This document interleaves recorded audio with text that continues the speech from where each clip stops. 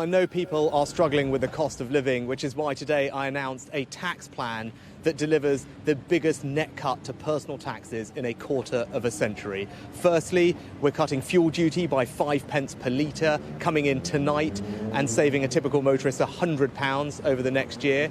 Secondly, we're raising national insurance thresholds, delivering a tax cut to 30 million workers, with a typical employee saving £330. And lastly, for the first time in 16 years, we will be cutting the basic rate of income tax, ensuring people keep more of what they earn. Now, whilst there are uncertain times ahead and I can't protect everyone from all the global challenges that we face, the policies announced today will put billions of pounds back in the pockets of hardworking British families. Everything you've just mentioned is great for people who've got an income or who can afford a car, but for people on benefits, particularly universal credit, which the OBR says will be effectively cut by 5% due to inflation in a year, they're not getting anything. Why not? Well, as we have done throughout the last 2 years, we will stand by people, and particularly those who are most vulnerable in our society. That's why last autumn we improved the generosity of universal credit. We cut something called the taper rate, rewarding those who are in work, making sure that they can keep more of what they earn whilst they're on universal credit. And today we announced further measures, £500 million of extra funding for local councils to support those most vulnerable in their areas. But the best way to help people on welfare over time is to support them to get into work. That's exactly what we're doing, and I'm glad that there are record numbers of job vacancies and unemployment is now back to the low levels we saw before the pandemic.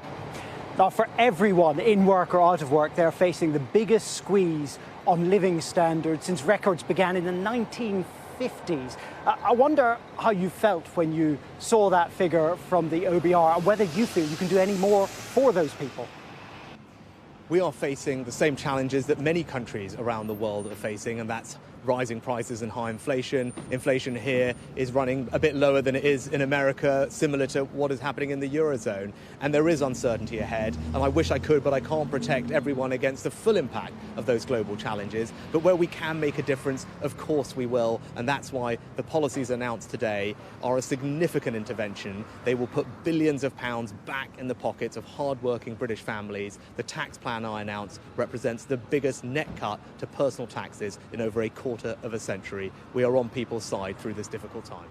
We all know you want to be a tax-cutting Chancellor, but your income tax cut doesn't come in for 2 years, and you're raising the national insurance threshold. Well, I mean, national insurance is something that is also going up. The overall burden of tax is going up, isn't it, against what may be your instincts?